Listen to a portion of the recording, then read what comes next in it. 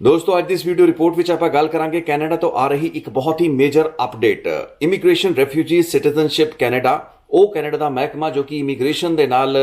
ਤਾਲੁਕ ਰੱਖਦਾ ਹੈ, ਉਸ ਦੇ ਮਿਨਿਸਟਰ ਸ਼ੌਨ ਫਰੇਜ਼ਰ ਵੱਲੋਂ ਇੱਕ ਬਹੁਤ ਹੀ ਅਹਿਮ ਬਿਆਨ ਜਾਰੀ ਕੀਤਾ ਗਿਆ ਹੈ। ਇਹ ਬਿਆਨ ਹੈ ਤਕਰੀਬਨ 700 ਤੋਂ ਵੱਧ ਪੰਜਾਬੀ ਮੂਲ ਦੇ ਇੰਟਰਨੈਸ਼ਨਲ ਸਟੂਡੈਂਟਸ ਜੋ ਕਿ ਡੀਪੋਰਟੇਸ਼ਨ ਦਾ ਸਾਹਮਣਾ ਕਰ ਰਹੇ ਨੇ, ਉਹਨਾਂ ਨੂੰ ਗ੍ਰਾਂਟ ਕੀਤੀ ਗਈ ਇੱਕ ਬਹੁਤ ਵੱਡੀ ਰਿਲੀਫ ਬਾਰੇ। 3 ਦਿਨ ਪਹਿਲਾਂ ਹੀ ਆਪਾਂ ਆਪਣੇ ਚੈਨਲ ਉੱਤੇ ਰਿਪੋਰਟ ਪ੍ਰਸਾਰਿਤ ਕੀਤੀ ਸੀ, ਜਿਸ ਵਿੱਚ ਕੀ ਜ਼ਿਕਰ ਹੋਇਆ ਸੀ ਕਿ ਕੈਨੇਡਾ ਦੇ ਵਿੱਚ ਇਹਨਾਂ ਸੈਂਕੜਾਂ ਸਟੂਡੈਂਟਸ ਜਿਨ੍ਹਾਂ ਦਾ ਭਵਿੱਖ ਦਾਅ ਤੇ ਲੱਗਾ ਹੋਇਆ, ਪਿਛਲੇ ਕਈ ਮਹੀਨਿਆਂ ਤੋਂ ਮਾਨਸਿਕ ਤਣਾਅ ਤੋਂ ਇਹ ਲੋਕ ਗੁਜ਼ਰਦੇ ਪਏ ਹੈਗੇ ਨੇ। ਪ੍ਰਦਰਸ਼ਨ ਜਿਹੜੇ ਹੈਗੇ ਨੇ ਕੈਨੇਡਾ ਦੇ ਵਿੱਚ ਹੁੰਦੇ ਰਹੇ, ਲੇਕਿਨ ਸਿਆਸੀ ਜਿਹੜੀ ਸਪੋਰਟ ਸੀ ਬਹੁਤ ਲੇਟ ਸਟੇਜ ਉੱਤੇ ਮਿਲੀ। ਸੋ ਅੱਜ ਇੱਕ ਅਹਿਮ ਅਪਡੇਟ ਇਸ ਕੇਸ ਦੇ ਵਿੱਚ ਹੋਇਆ ਹੈ। ਸ਼ੌਨ ਫਰੇਜ਼ਰ ਜਿਹੜੇ ਕੈਨੇਡਾ ਦੇ ਇਮੀਗ੍ਰੇਸ਼ਨ ਮਿਨਿਸਟਰ ਨੇ, ਉਹਨਾਂ ਨੇ ਹੁਣ ਤੋਂ ਕੁਝ ਹੀ ਘੰਟੇ ਪਹਿਲਾਂ ਇੱਕ ਅਹਿਮ ਸਟੇਟਮੈਂਟ ਦਿੱਤੀ ਹੈ, ਜਿਸ ਵਿੱਚ ਉਹਨਾਂ ਨੇ ਐਲਾਨ ਕਰਤਾ ਕਿ ਇਹਨਾਂ ਸਟੂਡੈਂਟਸ ਯਾਨੀ ਕਿ ਉਹ ਸਟੂਡੈਂਟਸ ਜੋ ਕਿ ਠੱਗੀ ਦਾ, ਧੋਖੇਬਾਜ਼ੀ ਦਾ, ਫਰਜ਼ੀਵਾੜੇ ਦਾ ਸ਼ਿਕਾਰ ਹੋਏ, ਜਿਨ੍ਹਾਂ ਨੂੰ ਫੇਕ ਐਡਮਿਸ਼ਨ ਲੈਟਰਸ ਦਿੱਤੀਆਂ ਗਈਆਂ ਜਲੰਧਰ ਬੇਸਡ ਇਮੀਗ੍ਰੇਸ਼ਨ ਕੰਸਲਟੈਂਟਸ ਵੱਲੋਂ, ਤੇ ਇੱਥੇ ਆ ਕੇ ਉਹਨਾਂ ਨੂੰ ਹੁਣ ਡੀਪੋਰਟੇਸ਼ਨ ਦਾ ਸਾਹਮਣਾ ਕਰਨਾ ਪੈ ਰਿਹਾ ਹੈ। ਉਹਨਾਂ ਦੀ ਡੀਪੋਰਟੇਸ਼ਨ ਨੂੰ ਰੋਕਤਾ ਜਾਏਗਾ। ਮਿਨਿਸਟਰ ਸ਼ੌਨ ਫਰੇਜ਼ਰ ਵੱਲੋਂ ਦਿੱਤੀ ਗਈ ਸਟੇਟਮੈਂਟ ਦੇ ਵਿੱਚ ਇਹ ਸਾਫ਼ ਕਰਤਾ ਗਿਆ ਹੈ ਕਿ ਟੈਂਪਰੇਰੀ ਰੈਜ਼ੀਡੈਂਸੀ ਵੀਜ਼ਾਜ਼ ਯਾਨੀ ਕਿ ਪਰਮਿਟਸ ਜਿਹੜੇ ਹੈਗੇ ਨੇ, TR ਪਰਮਿਟਸ ਜਿਨ੍ਹਾਂ ਨੂੰ ਕਿਹਾ ਜਾਂਦਾ ਹੈ, ਉਹ ਇਹਨਾਂ ਸਾਰੇ ਹੀ ਸਟੂਡੈਂਟਸ ਨੂੰ ਦਿੱਤੇ ਜਾਣਗੇ ਸਬਜੈਕਟ ਟੂ ਦਾ ਫੈਕਟ ਕਿ ਇਹ ਲੋਕ ਉਸ ਧੋਖਾਧੜੀ ਜਾਂ ਫਰਜ਼ੀਵਾੜੇ ਦੇ ਵਿੱਚ ਕੋਈ ਪਾਰਟੀ ਨਾ ਹੋਣ। ਸੋ ਇੱਕ ਸਪੈਸ਼ਲ ਟਾਸਕ ਫੋਰਸ ਜਿਹੜੀ ਹੈ ਉਹ CBSA ਦੀ ਯਾਨੀ ਕਿ ਕੈਨੇਡਾ ਬਾਰਡਰ ਸਰਵਿਸਿਜ਼ ਏਜੰਸੀਜ਼ ਅਤੇ IRCC ਦੇ ਡਿਪਾਰਟਮੈਂਟ ਦੀ ਬਣਾਤੀ ਗਈ ਹੈ। ਇਸ ਟਾਸਕ ਫੋਰਸ ਦਾ ਕੰਮ ਹੈ ਸਾਰੇ ਸਟੂਡੈਂਟਸ ਦੇ ਕੇਸ ਨੂੰ ਸਕਰੂਟਨਾਈਜ਼ ਕਰਨਾ। ਫਿਲਹਾਲ ਸਥਿਤੀ ਇਹ ਹੋਏਗੀ ਕਿ ਇਮੀਡੀਏਟਲੀ ਰਾਈਟ ਅਵੇ ਮਿਨਿਸਟਰ ਨੇ ਐਲਾਨ ਕੀਤਾ ਹੈ ਕਿ ਸਾਰੇ ਦੇ ਸਾਰੇ ਸਟੂਡੈਂਟ ਜਿਹੜੇ ਕਿ ਡੀਪੋਰਟੇਸ਼ਨ ਦਾ ਸਾਹਮਣਾ ਕਰ ਰਹੇ ਨੇ ਜਾਂ ਫਿਰ ਜਿਨ੍ਹਾਂ ਦਾ ਕੇਸ ਇਸ ਕੈਟੇਗਰੀ ਵਿੱਚ ਪੈਂਦਾ ਹੈ, ਜੋ ਕਿ ਜਲੰਧਰ ਬੇਸਡ ਇਸ ਟਰੈਵਲ ਏਜੰਟ ਜਾਂ ਕੰਸਲਟੈਂਟ ਦੀ ਧੋਖਾਧੜੀ ਦਾ ਸ਼ਿਕਾਰ ਹੋਏ ਹੋ ਸਕਦੇ ਨੇ, ਉਹਨਾਂ ਨੂੰ ਇਮੀਡੀਏਟਲੀ ਡਿਪੋਰਟੇਸ਼ਨ ਸਟੇ ਕਰਦਿਆਂ ਹੋਇਆਂ ਇੱਕ ਪ੍ਰੀਲਿਮਿਨਰੀ ਟੈਂਪਰੇਰੀ ਰੈਜ਼ੀਡੈਂਸ ਪਰਮਿਟ ਜਿਹੜਾ ਹੈ ਜਾਰੀ ਕੀਤਾ ਜਾਂਦਾ ਹੈ। ਸੋ ਪਹਿਲੀ ਸਟੇਜ ਉੱਤੇ ਇੱਕ ਪ੍ਰੀਲਿਮਿਨਰੀ ਟੈਂਪਰੇਰੀ ਰੈਜ਼ੀਡੈਂਸੀ ਪਰਮਿਟ ਜਾਰੀ ਕੀਤਾ ਜਾਏਗਾ, ਜਿਸ ਤੋਂ ਬਾਅਦ ਕੇਸਿਸ ਨੂੰ ਸਕਰੂਟਨਾਈਜ਼ ਕੀਤਾ ਜਾਏਗਾ। ਪ੍ਰੋਸੈਸ ਕੁਝ ਹਫ਼ਤੇ ਕੁਝ ਮਹੀਨੇ ਚੱਲ ਸਕਦਾ ਹੈ। ਇਸ ਚੀਜ਼ ਦੀ ਤਸੱਲੀ ਹੋਣ ਤੋਂ ਬਾਅਦ, IRCC ਨੂੰ ਇਸ ਚੀਜ਼ ਦੀ ਤਸੱਲੀ ਹੋਣ ਤੋਂ ਬਾਅਦ ਕਿ ਇਹ ਜਿਹੜੇ ਸਟੂਡੈਂਟਸ ਹੈਗੇ ਨੇ ਇਹ ਕੈਨੇਡਾ ਦੇ ਵਿੱਚ ਪੜ੍ਹਾਈ ਹੀ ਕਰਨ ਆਏ ਸਨ, ਇਹਨਾਂ ਨੇ ਇੱਥੋਂ ਆ ਕੇ ਪੜ੍ਹਾਈ ਹੀ ਕੀਤੀ, ਵੈਲਿਡ ਡਿਗਰੀਜ਼ ਡਿਪਲੋਮਾਸ ਲਏ ਤੇ ਉਸ ਤੋਂ ਬਾਅਦ ਇਹ ਆਪਣੇ ਕੰਮਾਂ ਕਾਜਾਂ ਦੇ ਵਿੱਚ ਲੱਗੇ। ਜੇ ਇਹ ਚੀਜ਼ ਐਸਟੈਬਲਿਸ਼ ਹੋ ਜਾਂਦੀ ਹੈ ਤਾਂ ਅਜਿਹੇ ਸਟੂਡੈਂਟਸ ਨੂੰ ਨਾ ਸਿਰਫ ਇੱਕ ਟੈਂਪਰੇਰੀ ਰੈਜ਼ੀਡੈਂਸੀ ਯਾਨੀ ਕਿ ਵਰਕ ਪਰਮਿਟ ਦਿੱਤਾ ਜਾਏਗਾ, ਬਲਕਿ ਭਵਿੱਖ ਦੇ ਵਿੱਚ ਵੀ ਪਰਮਾਨੈਂਟ ਰੈਜ਼ੀਡੈਂਸੀ ਦਾ ਉਹਨਾਂ ਦਾ ਜਿਹੜਾ ਪਾਥਵੇ ਹੈ ਕਲੀਅਰ ਹੋਏਗਾ। ਹਾਲਾਂਕਿ ਇਸ ਬਾਰੇ ਕੋਈ ਸਪਸ਼ਟੀਕਰਨ ਨਹੀਂ ਆਇਆ ਹੈ ਕਿ ਆਲਰੇਡੀ ਜਿਹੜੇ ਸਟੂਡੈਂਟ ਇਹ ਕੰਡੀਸ਼ਨ ਨੂੰ ਪੂਰਾ ਕਰ ਚੁੱਕੇ ਨੇ ਕਿ ਉਹਨਾਂ ਦੀ ਪਰਮਾਨੈਂਟ ਰੈਜ਼ੀਡੈਂਸੀ ਦੀ ਗ੍ਰਾਂਟ ਦੀ ਜਿਹੜਾ ਪਾਥਵੇ ਹੈ ਉਹ ਕਲੀਅਰ ਮੰਨਿਆ ਜਾਵੇ ਤੇ ਉਹ ਅਪਲਾਈ ਕਰ ਸਕਣਗੇ ਜੇ IRCC ਦੀ ਤਸੱਲੀ ਉਹਨਾਂ ਪਰਟੀਕੂਲਰ ਕੇਸਿਸ ਦੇ ਵਿੱਚ ਹੋ ਜਾਂਦੀ ਹੈ। ਸੋ ਇਸ ਅਨਾਉਂਸਮੈਂਟ ਦਾ ਮੋਟਾ ਮਤਲਬ ਇਹ ਹੈ ਕਿ ਡਿਪੋਰਟੇਸ਼ਨ ਸਟੂਡੈਂਟਸ ਦੀ ਸਟੇ ਕਰਤੀ ਗਈ ਹੈ। 2 ਤੋਂ 3 ਸਟੂਡੈਂਟਸ ਦੀ ਡਿਪੋਰਟੇਸ਼ਨ ਇੱਕ ਕਰਕੇ ਪਹਿਲਾਂ ਸਟੇ ਕੀਤੀ ਜਾ ਚੁੱਕੀ ਸੀ ਤੇ 22 ਜੂਨ ਨੂੰ ਕੁਝ ਹੋਰ ਸਟੂਡੈਂਟਸ ਦੀ ਡਿਪੋਰਟੇਸ਼ਨ ਸਾਹਮਣੇ ਸੀ। ਲੇਕਿਨ ਹੁਣ ਜਿੰਨੇ ਵੀ ਸਟੂਡੈਂਟਸ ਜਿਨ੍ਹਾਂ ਨੂੰ CBSA ਤੋਂ ਡਿਪੋਰਟੇਸ਼ਨ ਦੇ ਨੋਟਿਸ ਮਿਲੇ ਹੋਏ ਨੇ ਜਾਂ ਫਿਰ ਉਹਨਾਂ ਨੂੰ ਡਿਪੋਰਟ ਕੀਤਾ ਜਾ ਰਿਹਾ, ਉਹਨਾਂ ਦੀ ਟਿਕਟਾਂ ਵਗੈਰਾ ਬੁੱਕ ਹੋ ਚੁੱਕੀਆਂ ਨੇ, ਉਹਨਾਂ ਦੀ ਡਿਪੋਰਟੇਸ਼ਨ ਰੋਕਤੀ ਜਾਂਦੀ ਹੈ। ਕੇਸ ਟੂ ਕੇਸ ਇਸ ਪੂਰੇ ਦੇ ਪੂਰੇ ਮਾਮਲੇ ਨੂੰ ਐਗਜ਼ਾਮਿਨ ਕੀਤਾ ਜਾਏਗਾ, ਨਾਟ ਐਨ ਮੈਸ ਐਜ਼ ਸੱਚ। ਸੋ ਇੱਥੇ ਇੱਕ ਬਹੁਤ ਹੀ ਵਧਾਈ ਦੀ ਪਾਤਰ ਹੈ ਕੈਨੇਡਾ ਦੀ ਸਰਕਾਰ ਵੀ, ਇਹਨਾਂ ਦਾ ਮਹਿਕਮਾ ਵੀ, ਜਿਨ੍ਹਾਂ ਨੇ ਮਨੁੱਖੀ ਕਦਰਾਂ ਕੀਮਤਾਂ, ਹਿਊਮੈਨਿਟੇਰੀਅਨ ਤੇ ਕੰਪੈਸ਼ਨੇਟ ਗਰਾਊਂਡਸ ਉੱਤੇ ਧਿਆਨ ਵਿੱਚ ਰੱਖਦਿਆਂ ਹੋਇਆ ਇਹਨਾਂ ਸਟੂਡੈਂਟਸ ਦਾ ਕੇਸ ਟੇਕ ਅਪ ਕੀਤਾ। ਲੇਕਿਨ ਜਿਵੇਂ ਆਪਾਂ ਆਪਣੀ ਪਿਛਲੀ ਰਿਪੋਰਟ ਵਿੱਚ ਚਰਚਾ ਕੀਤੀ ਸੀ, ਇਹ ਪੂਰੀ ਦੀ ਪੂਰੀ ਗੱਲਬਾਤ ਰਾਜਨੀਤਿਕ ਦਬਾਅ ਤੋਂ ਬਗੈਰ ਸੰਭਵ ਨਹੀਂ ਹੋ ਪਾਈ। ਸੋ ਹੁਣ ਮਸਲਾ ਇਹ ਹੈ ਕਿ ਰਾਜਨੀਤਿਕ ਦਬਾਅ ਜਿਹਦਾ ਜ਼ਿਕਰ ਮੈਂ ਆਪਣੀ ਪਿਛਲੀ ਰਿਪੋਰਟ ਵਿੱਚ ਕੀਤਾ ਸੀ। ਸੋ ਇੱਥੇ ਅੱਜ ਜਦੋਂ ਆਪਾਂ ਕੈਨੇਡਾ ਦੀ ਸਰਕਾਰ ਨੂੰ ਇਸ ਚੀਜ਼ ਲਈ ਵਧਾਈ ਦਿੰਦੇ ਹਾਂ, ਈਵਨ ਆਪਾਂ ਪੰਜਾਬ ਦੀ ਸਰਕਾਰ ਨੂੰ ਵੀ ਇਸ ਚੀਜ਼ ਲਈ ਇੱਕ ਲਿਮਿਟਿਡ ਲੈਵਲ ਦੇ ਉੱਤੇ ਸ਼ਰੇ ਦਈਏ ਜ਼ਰੂਰ ਕਿ ਉਹਨਾਂ ਨੇ ਇਸ ਵਿਸ਼ੇ ਨੂੰ ਦੇਰ ਨਾਲ ਚੁੱਕਿਆ ਸਹੀ, ਲੇਕਿਨ ਚੁੱਕਿਆ। ਲੇਕਿਨ ਮੁੱਖ ਤੌਰ ਤੇ ਕੈਨੇਡਾ ਦੀਆਂ ਜਿਹੜੀਆਂ ਵਿਰੋਧੀ ਧਿਰਾਂ ਨੇ, ਜਿਸ ਵਿੱਚ ਕੰਜ਼ਰਵੇਟਿਵ ਪਾਰਟੀ ਤੇ NDP ਪਾਰਟੀ ਦੇ ਦੋਵੇਂ ਮੁੱਖ ਲੀਡਰ ਜਗਮੀਤ ਸਿੰਘ ਜੋ ਕਿ NDP ਲੀਡਰ ਹੈਗੇ ਨੇ ਤੇ ਪੀਅਰ ਪੋਲੀਏਵ ਕੰਜ਼ਰਵੇਟਿਵ ਪਾਰਟੀ ਦੇ ਲੀਡਰ, ਤੇ ਇਹਨਾਂ ਦੇ ਨਾਲ ਵੈਨਕੂਵਰ ਈਸਟ ਦੀ ਉਹ ਮੈਂਬਰ ਪਾਰਲੀਮੈਂਟ ਜੈਨੀ ਕੁਆਨ, ਜਿਨ੍ਹਾਂ ਦਾ ਜ਼ਿਕਰ ਮੈਂ ਆਪਣੀ ਪਿਛਲੀ ਰਿਪੋਰਟ ਵਿੱਚ ਕੀਤਾ ਸੀ। ਇਹ ਤਿੰਨੋਂ ਮੇਜਰ ਕੈਰੈਕਟਰ ਹੈਗੇ ਨੇ, ਕਿਰਦਾਰ ਹੈਗੇ ਨੇ, ਜਿਨ੍ਹਾਂ ਨੇ ਇੱਕ ਅਹਿਮ ਭੂਮਿਕਾ ਉਸ ਸਿਆਸੀ ਦਬਾਅ ਨੂੰ ਬਣਾਉਣ ਦੇ ਵਿੱਚ ਆਪਣੀ ਅਦਾ ਕੀਤੀ, ਜਿਸ ਦੇ ਸਦਕਾ, ਜਿਸ ਦੀ ਬਦੌਲਤ ਹੀ ਇਹ ਚੀਜ਼ ਸੰਭਵ ਹੋ ਪਾਈ ਹੈ। ਇਹਨਾਂ 4 ਲੀਡਰਸ ਦੀ ਐਫਰਟ ਤੋਂ ਇਲਾਵਾ ਕੰਜ਼ਰਵੇਟਿਵ ਪਾਰਟੀ ਦੇ ਉਹ 4 ਮੈਂਬਰ ਪਾਰਲੀਮੈਂਟ ਜਿਨ੍ਹਾਂ ਨੇ house of common the immigration committee ਨੂੰ ਇੱਕ ਚਿੱਠੀ ਲਿਖੀ, ਜਿਸ ਤੋਂ ਬਾਅਦ ਹੀ ਕੈਨੇਡਾ ਦਾ ਇਮੀਗ੍ਰੇਸ਼ਨ ਮਿਨਿਸਟਰੀ ਜਾਂ ਮੰਤਰਾਲਾ ਜਿਹੜਾ ਹੈ ਉਹ ਹਰਕਤ ਵਿੱਚ ਆਉਂਦਾ ਹੈ। ਸੋ ਲੈ ਦੇ ਕੇ ਕੈਨੇਡਾ ਦੇ ਵਿੱਚ ਇੱਕ ਸਿਆਸੀ ਦਬਾਅ, ਬਹੁਤ ਹੀ ਮਜ਼ਬੂਤ ਸਿਆਸੀ ਦਬਾਅ ਬਣਿਆ। ਆਪਾਂ ਪਿਛਲੀ ਰਿਪੋਰਟ ਵਿੱਚ ਵੀ ਜ਼ਿਕਰ ਕੀਤਾ ਸੀ ਕਿ ਲੀਡਰ ਕੁਝ ਦਿਨ ਪਹਿਲਾਂ ਪੀਅਰ ਪੋਲੀਏਵ, ਜਗਮੀਤ ਸਿੰਘ ਤੇ तमाम MPs ਉਹਨਾਂ ਸਟੂਡੈਂਟਸ ਦੇ ਧਰਨਿਆਂ ਦੇ ਵਿੱਚ ਸ਼ਾਮਲ ਹੋਏ। ਸ਼ੁਰੂਆਤੀ ਕੁਝ ਮਹੀਨਿਆਂ ਦੇ ਵਿੱਚ ਜ਼ਿਆਦਾ ਸਿਆਸੀ ਸਮਰਥਨ ਨਾ ਮਿਲਣ ਕਾਰਨ ਇਹ ਜਿਹੜਾ ਸੰਘਰਸ਼ ਹੈ ਪ੍ਰਦਰਸ਼ਨ ਸਟੂਡੈਂਟਸ ਦਾ ਲੰਮਾ ਹੁੰਦਾ ਚਲਾ ਗਿਆ ਤੇ ਇਹ ਪ੍ਰਦਰਸ਼ਨ ਨੇ ਇੱਕ ਬਹੁਤ ਹੀ ਮਜ਼ਬੂਤ ਸਥਿਤੀ ਜਾਂ ਮਜ਼ਬੂਤ ਸਰੂਪ ਪਿਛਲੇ ਹੀ ਹਫਤੇ ਅਖਤਿਆਰ ਕੀਤਾ ਸੀ, ਜਿਸ ਤੋਂ ਬਾਅਦ ਲੀਡਰਾਂ ਨੇ ਲਗਾਤਾਰ ਇਹਨਾਂ ਦੇ ਪ੍ਰਦਰਸ਼ਨਾਂ ਦੇ ਵਿੱਚ ਜਾਣਾ ਵੀ ਸ਼ੁਰੂ ਕੀਤਾ। ਕੈਨੇਡੀਅਨ ਗਵਰਨਮੈਂਟ ਠੀਕ ਉਸੇ ਤਰੀਕੇ ਦੇ ਨਾਲ ਜਿਵੇਂ ਕਿਸੇ ਵੀ ਮੁਲਕ ਦੀਆਂ ਸਰਕਾਰਾਂ ਸਿਰਫ ਸਿਆਸੀ ਦਬਾਅ ਦੇ ਚੱਲਦੇ ਹੋਏ ਹੀ ਹਰਕਤ ਵਿੱਚ ਆਉਂਦੀਆਂ ਨੇ, ਆਪਣੀ ਪੋਜੀਸ਼ਨ ਤੋਂ ਕੁਝ ਮਹੀਨੇ ਪਹਿਲਾਂ ਟਸ ਤੋਂ ਮਸ ਨਾ ਹੋਣ ਵਾਲੀ ਕੈਨੇਡੀਅਨ ਗਵਰਨਮੈਂਟ ਨੂੰ ਨਾ ਸਿਰਫ ਇੱਕ ਟਾਸਕ ਫੋਰਸ ਬਣਾਉਣੀ ਪਈ ਹੈ ਬਲਕਿ ਮਿਨਿਸਟਰ ਸ਼ੌਨ ਫਰੇਜ਼ਰ ਨੇ ਆਪਣੀ ਜਿਹੜੀਆਂ ਡਿਸਕ੍ਰਿਸ਼ਨਰੀ ਪਾਵਰਸ ਨੂੰ ਇਨਵੋਕ ਕੀਤਾ ਹੈ, ਕਿਉਂਕਿ ਇਹ ਚੀਜ਼ਾਂ ਉਹਨਾਂ ਦੇ ਹੱਕ ਵਿੱਚ ਸਨ, ਇਹ ਗੱਲਾਂ ਬਾਤਾਂ ਉਹਨਾਂ ਦੇ ਹੱਕ ਵਿੱਚ ਸਨ। ਸੋ ਉਹਨਾਂ ਨੇ ਇਸ ਤਰੀਕੇ ਦਾ ਇੱਕ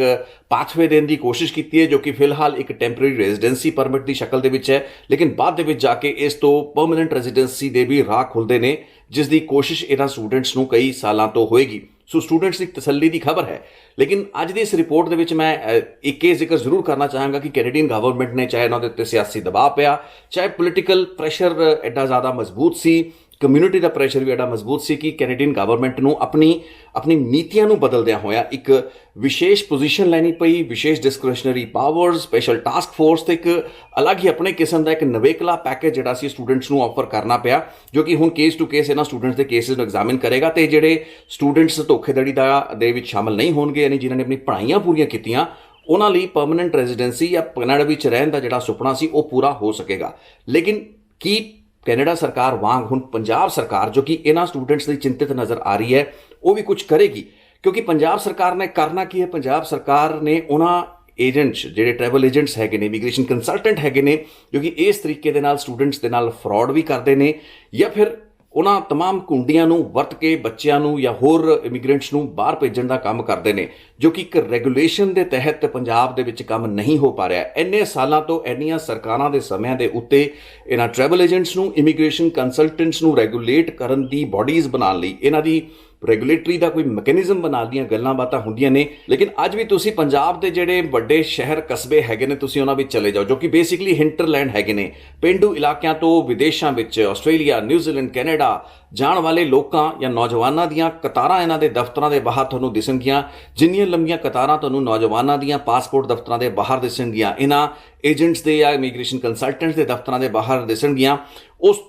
ਉਹਨਾਂ ਕਤਾਰਾਂ ਦੇ ਵਿੱਚ ਇੱਕ ਸਿਗਨੀਫੀਕੈਂਟ ਨੰਬਰ ਆਫ ਅਜਿਹੇ ਕੈਂਡੀਡੇਟਸ ਉਮੀਦਵਾਰ ਵੀ ਹੁੰਦੇ ਨੇ ਜਿਨ੍ਹਾਂ ਦੇ ਨਾਲ ਠੱਗੀਆਂ ਠੋਰੀਆਂ ਹੋਈਆਂ ਹੁੰਦੀਆਂ ਨੇ, ਜੋ ਕਿ ਇਹਨਾਂ ਟਰੈਵਲ ਏਜੰਟਸ ਜਾਂ ਕੰਸਲਟੈਂਟਸ ਦੇ ਕੋਲ ਆਪਣੇ ਫਸੇ ਲੱਖਾਂ ਰੁਪਏ ਲਈ ਦਿਨ ਰਾਤ ਚੱਕਰ ਮਾਰ ਰਹੇ ਹੁੰਦੇ ਨੇ। ਇੱਕ ਬਹੁਤ ਹੀ ਵੈਲ ਆਇਲਡ ਸਿਸਟਮ ਕੰਮ ਕਰਦਾ ਹੈ। ਕੋਈ ਵੀ ਇਮੀਗ੍ਰੇਸ਼ਨ ਕੰਸਲਟੈਂਟ ਸਥਾਨਕ ਜਿਹੜਾ ਉਹਦਾ ਥਾਣਾ ਹੁੰਦਾ ਹੈ, ਉਸਦਾ ਥਾਣੇਦਾਰ ਹੁੰਦਾ ਹੈ, ਉੱਥੋਂ ਦੇ SSP ਤੋਂ ਲੈ ਕੇ ਨਿਚਲੇ ਲੈਵਲ ਦੇ ਜਿੰਨੇ ਵੀ ਅਫਸਰ ਹੈਗੇ ਨੇ ਉਹਨਾਂ ਨੂੰ ਓਬਲਾਈਜ ਕਰਕੇ ਇੱਕ ਗੁੱਡ ਟੈਂਪਰਾਮੈਂਟ ਦੇ ਵਿੱਚ ਰੱਖਦਾ ਹੈ। ਇਮੀਗ੍ਰੇਸ਼ਨ ਕੰਸਲਟੈਂਸੀ ਦਾ ਕੰਮ ਕਰਨ ਵਾਲੇ ਮੈਂ ਜ਼ਿਆਦਾ ਤਾਂ ਨਹੀਂ ਜਾਂ ਬਹੁਤਾਤ ਤਾਂ ਨਹੀਂ, ਲੇਕਿਨ ਇੱਕ ਬਹੁਤ ਹੀ ਮੇਜਰ ਪਾਰਟ ਅਜਿਹੇ ਏਜੰਟਸ ਦਾ ਜਾਂ ਡਿਊਬੀਅਸ ਪਲੇਅਰਸ ਦਾ ਵੀ ਹੈਗਾ ਜਿਨ੍ਹਾਂ ਦੀ ਚੰਗੀ ਸਾਂਠ-ਗਾਂਠ ਐਡਮਿਨਿਸਟ੍ਰੇਸ਼ਨ ਦੇ ਵਿੱਚ, ਖਾਸ ਕਰ ਪੁਲਿਸ ਦੇ ਵਿੱਚ ਹੈ, ਕਿਉਂਕਿ ਪੁਲਿਸ ਕੋਲ ਹੀ ਇਹਨਾਂ ਦੇ ਖਿਲਾਫ ਸ਼ਿਕਾਇਤਾਂ ਆਉਣੀਆਂ ਹੁੰਦੀਆਂ ਨੇ। ਕੋਈ ਵੀ ਡਿਸਪਿਊਟ ਖੜਾ ਹੋਣ ਦੀ ਸਥਿਤੀ ਦੇ ਵਿੱਚ ਜਾਂ ਆਪਣੀਆਂ ਕਮਿਟਮੈਂਟਸ ਨੂੰ ਪੂਰਾ ਨਾ ਕਰਨ ਦੀ ਸਥਿਤੀ ਦੇ ਵਿੱਚ ਲੋਕ ਇਹਨਾਂ ਦੇ ਹੀ ਦਰਾਂ ਉੱਤੇ ਆਉਂਦੇ ਨੇ। ਵਿਦੇਸ਼ਾਂ ਵਿੱਚ ਜਾ ਕੇ ਜੇ ਇਹਨਾਂ ਵੱਲੋਂ ਜਾਰੀ ਕੀਤੇ ਗਏ ਐਡਮਿਸ਼ਨ ਲੈਟਰ ਫੇਕ ਨਿਕਲਦੇ ਨੇ ਉਹ ਤਾਂ ਬਹੁਤ ਦੂਰ ਦੀ ਗੱਲ ਰਹਿ ਜਾਂਦੀ ਹੈ, ਲੇਕਿਨ ਇੱਥੇ ਹੀ ਲੋਕਾਂ ਦਾ ਲੱਖਾਂ ਰੁਪਏ ਲੈ ਕੇ ਉਹਨਾਂ ਦੇ ਵੀਜ਼ੇ ਦੀ ਐਪਲੀਕੇਸ਼ਨਸ ਨੂੰ ਰਿਜੈਕਟ ਕਰਵਾ ਕੇ ਬਾਅਦ ਦੇ ਵਿੱਚ ਪੈਸੇ ਨਾ ਮੋੜਨਾ, ਕਮਿਟਮੈਂਟ ਕੁਝ ਕਰਨਾ, ਕਿਸੇ ਹੋਰ ਕੈਟੇਗਰੀ ਦੇ ਤਹਿਤ ਦਾਇਰ ਕਰਨੇ ਕੇਸ ਐਪਲੀਕੇਸ਼ਨਸ ਤੇ ਉਸ ਤੋਂ ਬਾਅਦ ਜਦੋਂ ਕੇਸ ਵਿਗੜ ਜਾਣ ਤਾਂ ਪੈਸੇ ਵਾਪਸ ਕਰਨ ਤੋਂ ਇਨਕਾਰ ਕਰ ਦੇਣਾ। ਸੋ ਇੱਕ ਵੈਲ ਆਇਲਡ ਸਿਸਟਮ ਹੈ ਜੋ ਕਿ ਐਡਮਿਨਿਸਟ੍ਰੇਸ਼ਨ ਦੇ ਨਾਲ, ਖਾਸ ਕਰਕੇ ਪੁਲਿਸ ਦੇ ਨਾਲ ਇੱਕ ਆਪਸੀ ਤਾਲਮੇਲ ਤੇ ਸਾਂਠ-ਗਾਂਠ ਦੇ ਨਾਲ ਚੱਲਦਾ ਹੈ। ਆਪਸ ਦੇ ਵਿੱਚ ਕਿਉਂ ਖਿਚੜੀ ਹੋ ਕੇ ਚੱਲਦੇ ਹੈਗੇ ਨੇ, ਹਫ਼ਤੇ ਜਾਂਦੇ ਹੈਗੇ ਨੇ ਥਾਣਿਆਂ ਦੇ ਵਿੱਚ ਪੁਲਿਸ ਅਫਸਰਾਂ ਨੂੰ ਅਬਲਾਈਜ਼ ਕੀਤਾ ਜਾ ਰਿਹਾ, ਜਿਹੜੇ ਲੋਕਲ ਲੈਵਲ ਦੇ ਪੁਲਿਸ ਆਫੀਸ਼ੀਅਲਸ ਹੁੰਦੇ ਨੇ। ਇਹੀਓ ਕਾਰਨ ਹੈ ਕਿ ਕਈਆਂ ਸਾਲਾਂ ਤੋਂ ਸਿਰਫ ਗੱਲਾਂ ਬਾਤਾਂ ਚੱਲਦੀਆਂ ਪਈਆਂ ਨੇ। ਕੈਪਟਨ ਅਮਰਿੰਦਰ ਸਿੰਘ ਦੇ ਵੇਲਿਆਂ ਦੇ ਵਿੱਚ ਵੀ ਗੱਲਾਂ ਬਾਤਾਂ ਉੱਠੀਆਂ। ਇਮੀਗ੍ਰੇਸ਼ਨ ਏਜੰਟਸ ਜਾਂ ਕੰਸਲਟੈਂਟਸ ਦੇ ਇਸ ਪੂਰੇ ਦੇ ਪੂਰੇ ਕੰਮ ਧੰਦੇ ਨੂੰ ਮੈਂ ਗੋਰਖ ਧੰਦਾ ਨਹੀਂ ਕਹਾਂਗਾ, ਕਿਉਂਕਿ ਇੱਕ ਬਹੁਤ ਹੀ ਘੱਟ ਗਿਣਤੀ ਦੇ ਲੋਕ ਅਜਿਹੇ ਨੇ ਜੋ ਕਿ ਇਸ ਤਰੀਕਿਆਂ ਦੀਆਂ ਸੇਵਾਵਾਂ ਦੇਣ ਦੇ ਵਿੱਚ ਧੋਖਾਧੜੀ ਜਾਂ ਫਰਜ਼ੀਵਾੜਾ ਕਰਦੇ ਨੇ, ਜਿਵੇਂ ਕਿ ਜਲੰਧਰ ਦੇ ਇਮੀਗ੍ਰੇਸ਼ਨ ਏਜੰਟ ਵੱਲੋਂ ਕੀਤਾ ਗਿਆ। ਲੇਕਿਨ ਇੱਕ ਪੂਰੀ ਦੀ ਪੂਰੀ ਇੰਡਸਟਰੀ ਕੰਸੋਲੀਡੇਟ ਹੋਈ ਹੈ। ਸੋ ਐਫਰਟ ਸਰਕਾਰਾਂ ਵੱਲੋਂ ਜੋ ਕੀਤੀ ਜਾਣੀ ਚਾਹੀਦੀ ਸੀ ਉਸ ਨੂੰ ਕਿਤੇ ਨਾ ਕਿਤੇ ਰੋਕਿਆ ਜਾਂਦਾ ਹੈ। ਲੌਬੀ ਬਹੁਤ ਸਟਰੋਂਗ ਹੋਏਗੀ, ਕਿਉਂਕਿ ਜਿਹੜੇ ਅਜਿਹੇ ਲੋਕ ਜਾਂ ਜਿਹੜੇ ਅਜਿਹੇ ਅਦਾਰੇ ਹੈਗੇ ਨੇ ਜਿਨ੍ਹਾਂ ਦੀ ਇੱਕ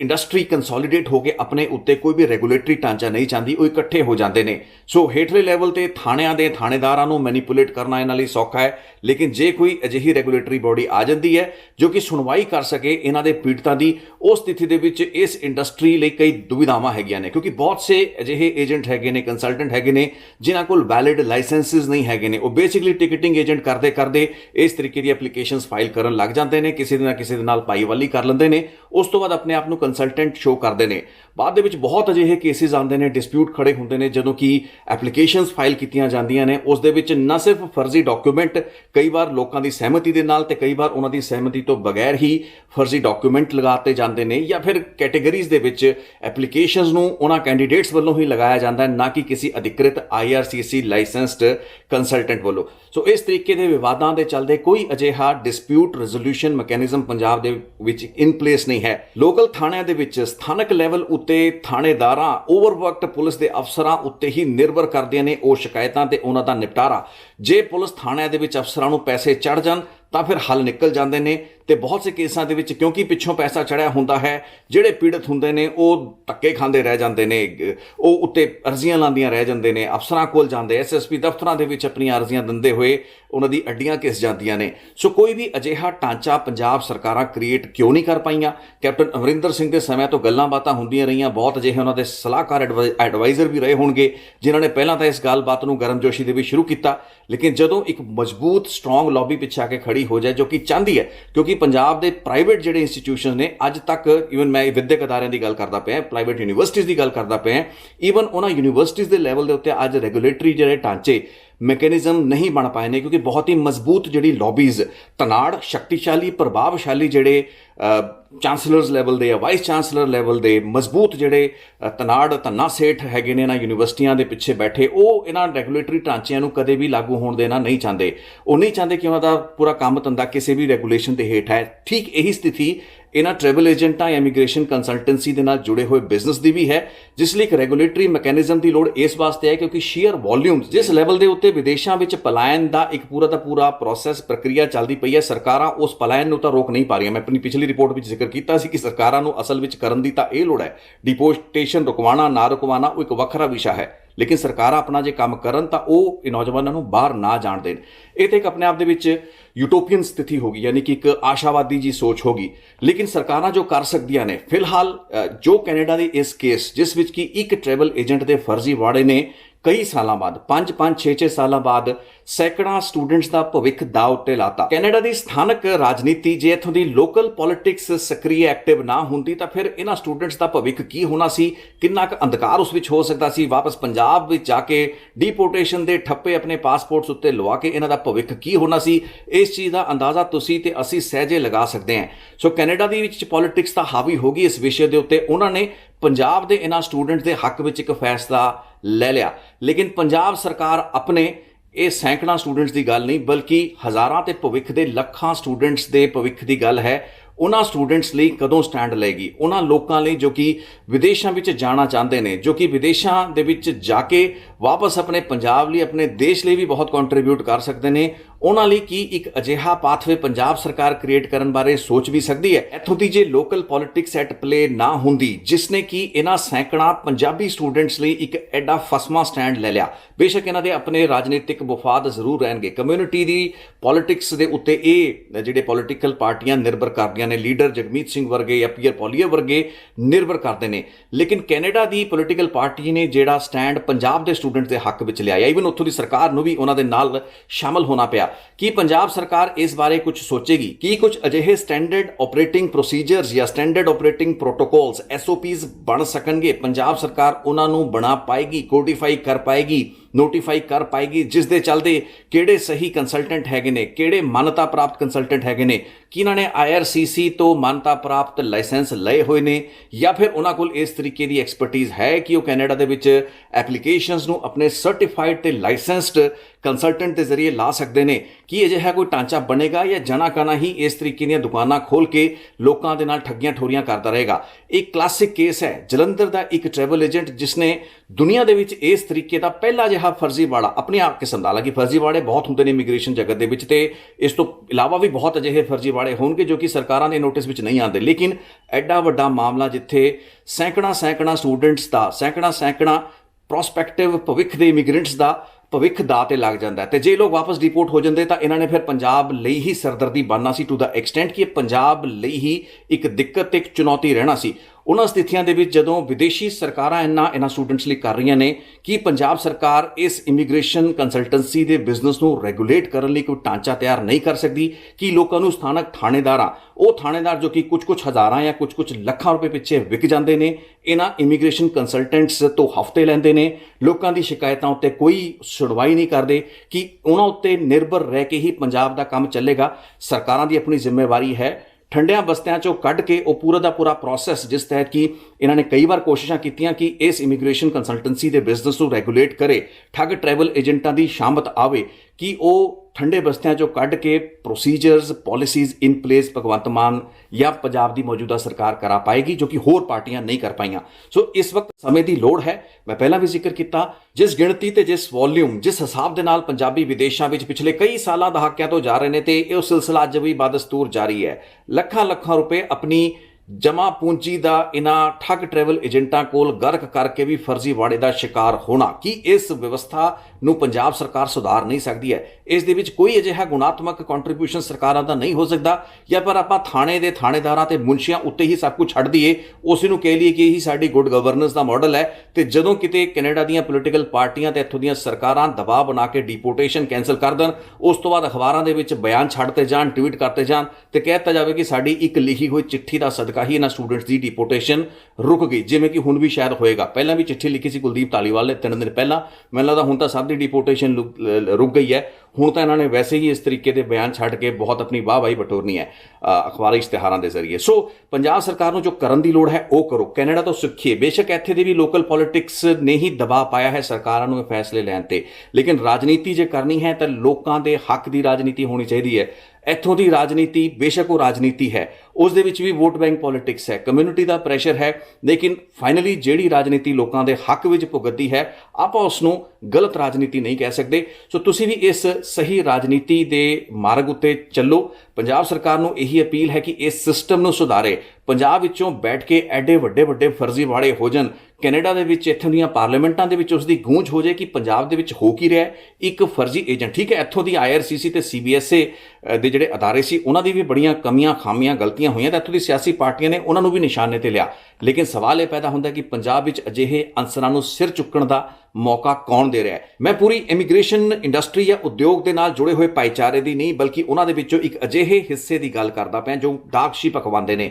ਸੋ ਕੀ ਸਰਕਾਰਾਂ, ਪੁਲਿਸ ਅਫਸਰਾਂ, ਮੁਨਸ਼ੀਆਂ, ਥਾਣੇਦਾਰਾਂ ਦੇ ਉੱਤੇ ਇਹਨਾਂ ਲੋਕਾਂ ਨੂੰ ਛੱਡ ਦੇਗੀ, ਜਾਂ ਫਿਰ ਨੀਤੀ ਨਿਰਧਾਰਨ ਦੇ ਜ਼ਰੀਏ ਕੁਝ ਅਜਿਹਾ ਢਾਂਚਾ ਲੈ ਕੇ ਆਏਗੀ? ਅਜਿਹੇ ਬਹੁਤ ਸੇ ਮਾਡਲ ਹੋ ਸਕਦੇ ਨੇ ਜਿਨ੍ਹਾਂ ਦੇ ਜ਼ਰੀਏ ਨਾ ਸਿਰਫ ਸਰਕਾਰ ਇਹਨਾਂ ਲੋਕਾਂ ਨੂੰ ਰੈਗੂਲੇਟ ਕਰੇ, ਨੌਜਵਾਨਾਂ ਨੂੰ, ਪ੍ਰੋਸਪੈਕਟਿਵ ਇਮੀਗ੍ਰੈਂਟਸ ਨੂੰ ਠੱਗੀ ਠੋਰੀ ਜਾਂ ਫਰਜ਼ੀਵਾੜੇ ਤੋਂ ਬਚਾਏ, ਬਲਕਿ ਖੁਦ ਵੀ ਸਰਕਾਰ ਲਈ ਇੱਕ ਰੈਵਨਿਊ ਦੀ ਸਟਰੀਮ ਹੋ ਸਕਦੇ ਨੇ। ਸੋ ਸਰਕਾਰ ਨੀਤੀ ਨਿਰਧਾਰਨ ਵਾਲੇ ਪਾਸੇ ਆਏ, ਠੰਡੇ ਬਸਤਿਆਂ 'ਚੋਂ ਉਹਨਾਂ ਫਾਈਲਾਂ ਨੂੰ ਕੱਢੋ, ਇੱਕ ਨੀਤੀ ਬਣਾਓ ਤਾਂ ਕਿ ਭਵਿੱਖ ਦੇ ਵਿੱਚ ਕੈਨੇਡਾ ਦੀ ਪਾਰਲੀਮੈਂਟ ਦੇ ਵਿੱਚ ਜਲੰਧਰ ਦੇ ਠੱਗ ਟਰੈਵਲ ਏਜੰਟਾਂ ਦੇ ਕੀਤੇ ਹੋਏ ਕਾਰਿਆਂ ਦੀ, ਕਰਤੂਤਾਂ ਦੀ ਗੂੰਜ ਦੁਬਾਰਾ ਨਾ ਗੂੰਜੇ। ਇੱਥੋਂ ਦਾ ਪੋਲੀਟੀਕਲ ਸਿਸਟਮ, ਪੋਲੀਟੀਕਲ ਪਾਰਟੀਆਂ, ਸਰਕਾਰਾਂ ਅਜਿਹੇ ਮਾੜੇ ਜਿਹੜੇ ਅਨੁਭਵ ਹੁੰਦੇ ਨੇ, ਤਜਰਬੇ ਹੁੰਦੇ ਨੇ, ਉਹਨਾਂ ਤੋਂ ਬਾਕਾਇਦਾ ਸਬਕ ਲੈਂਦੀਆਂ ਨੇ ਤੇ ਭਵਿੱਖ ਦੀਆਂ ਨੀਤੀਆਂ ਨੂੰ ਸੁਚੱਜੇ ਢੰਗ ਦੇ ਨਾਲ ਬਣਾਉਂਦੀਆਂ ਨੇ। ਲੇਕਿਨ ਹੁਣ ਪੰਜਾਬ ਸਰਕਾਰ ਲਈ ਸਮਾਂ ਹੈ ਕਿ ਇਸ ਘਟਨਾਕ੍ਰਮ ਤੋਂ ਵੀ ਇੱਕ ਲੈਸਨ ਲਿਆ ਜਾਏ, ਸਬਕ ਲਿਆ ਜਾਏ। ਸਿਰਫ ਟਵੀਟਾਂ ਤੇ ਚਿੱਠੀਆਂ ਲਿਖ ਕੇ ਤੇ ਅਖਬਾਰਾਂ 'ਚ ਇਸ਼ਤਿਹਾਰ ਜਾਂ ਖਬਰਾਂ ਦੇ ਕਾਲਮ ਕਾਲੇ ਕਰਕੇ ਆਪਣੀ ਵਾਹਵਾਹੀ ਨਾ ਲੁੱਟੋ। ਤੁਸੀਂ ਕੋਈ ਅਜਿਹਾ ਕੰਮ ਵੀ ਕਰੋ ਜਿਸ ਦੇ ਨਾਲ